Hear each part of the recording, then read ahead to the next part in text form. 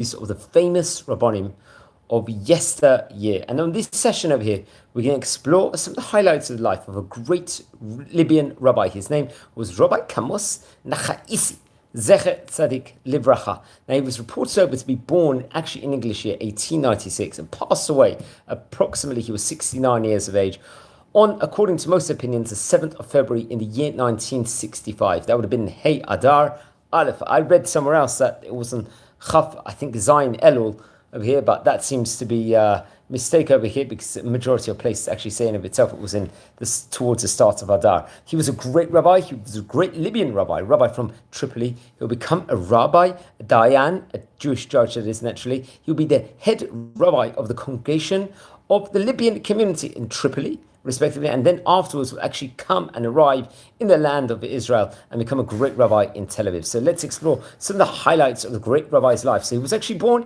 in English year 1896 in Tripoli, respectively, in Lub. Lub naturally is Libya, and Tripoli is, I believe, the capital city in of itself over there. Very great Torah community had over there. He was actually came from great rabbinic auspices. His father's name was Rav David, and his mother's name was Jolia, if I'm not mistaken. Very, very great people. And he was actually named the name Kamos. This is, I think, the equivalent in Libyan language of Amos, which is obviously a very popular Hebrew name in itself. He actually learned at a young age in the Talmud Torah and in various different yeshiva, and the yeshiva in Tripoli also. I believe in the year 1913, at that stage he was 17 years of age. He was part of the Chaveret Shomrim Leboker, within regards to the city in of itself, where I think they divide their time, where some of the students, Talmidim over there, would learn Torah, and some would learn at night. They would take turns at what time of the hours, because I think it wanted a code of structure where someone throughout the city will be learning the whole time Torah, which is very, very interesting, very plausible, and excellent, let's say, structure in of itself to have inside its vicinity, and learned a lot of great Torah all throughout the day. Must be pointed out. I believe that at a young age even, he was writing a lot of novelties. He was writing a lot of Torah thoughts over there, and I think he would become the rabbi and the teacher of a Hebrew school even while he was still in his teenage years, and he would become a director of a Talmud Torah in the city, and would later on become the head of a yeshiva.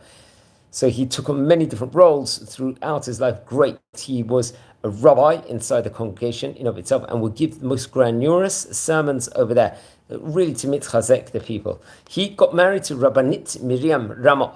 I think she happened to be the daughter of a very great rabbi, Rabbi Raphael Davush, and was also the granddaughter of Rabbi Farjalia Davush. These were really great rabbis in himself. Reported over that he actually enjoyed to wear let's say, a modern Italian suit, clothing in of itself, tailored clothes. He was famous to wear a brimmed hat, for example, with a black cap underneath. So he had a unique style of wearing different clothes. He was appointed at one stage to become a dayan in the rabbinate over there. I think this was approximately in the year 1935. He was appointed part of the Beit-Din and the great rabbis of Tripoli, respectively. And he, with various other rabbis also at that stage in time, including Rabbi Yisachar Chachmon, who happened to be the head of the Jewish court at that point in time, and Chai Gabizon.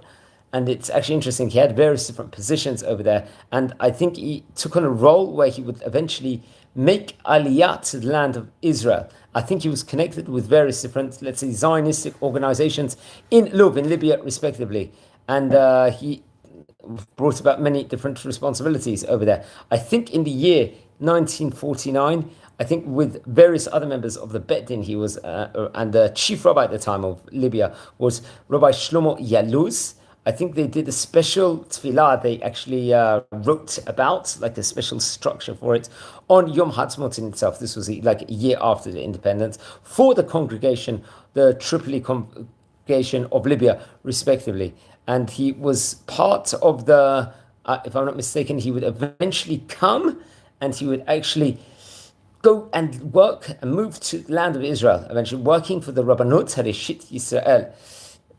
I think he had various different tasks also. He was Kriyat Torah and Haftarah. I think he was doubling throughout the day. He was like the Shliach Tzibur in many of his times. I think among his famous Talmidim was Rabbi Chacham Farija Zoratz, if I'm not mistaken, who was, I think, the star Talmud. He became a famous sofer, a scribe, and was a teacher, I think, of various different languages, if I'm not mistaken also. I think in the year 1951, he came, Rabbi Kamos did, to the Israel country, to the country of Israel. Fantastic over there. And it was, I think, a long journey, because in those days it wasn't as easy to travel like on nowadays.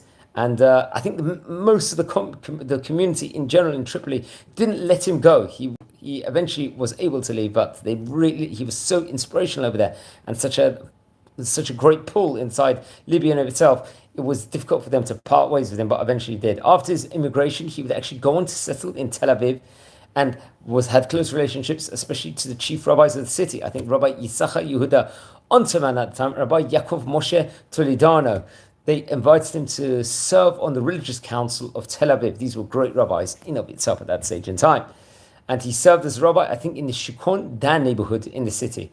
That was his prime position. He passed away in the year 1965, so he spent around 14 years in Israel. And he was buried, I believe, in the Kiryat Shaul cemetery in Tel Aviv. He did. I think there's a synagogue for Libyan immigrants in the Neve Sharet and the Ateret Zakan yeshiva, if I'm not mistaken, in the Ramat Hayil neighborhood in Tel Aviv. They are named actually after him, so many different great commemorations. There's various different descendants, standout descendants especially, that he left. Among him, apparently, is a filmmaker, Amichai Chasson, if I'm not mistaken, a great grandson, famous. He's a great poet also, and I think he himself dedicated and wrote several poems in the great rabbi's memory, if I'm not mistaken, very in honor of him. I think it was called the Medaber Im Habayit, and it's reported over different dates. It's Hey Adar, according to Wikipedia and various different websites.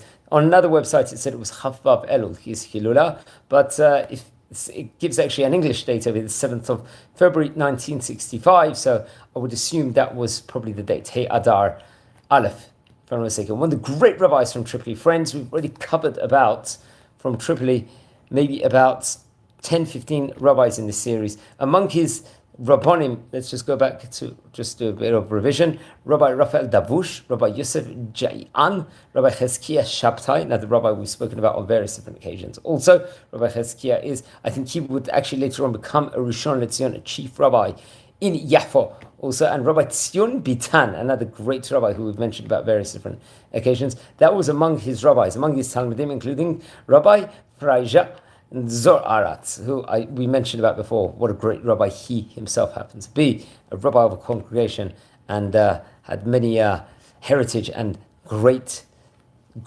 within regards to him also. So please don't forget to learn more about him, light candles in his memory. One of the great rabbis of Libya, Rabbi Kamos Nahaisi Z'tl. Please subscribe to the channel. We've already covered more than 415 rabbis of yesteryear. We want to cover a lot more different great rabbis. So wishing you all blessings here from Israel, and take care, and wishing you Shavuot Tov, because I'm recording this just after the Parshiot of Nitzavim and Vayelech, which we read this Shabbat. So take care and be well.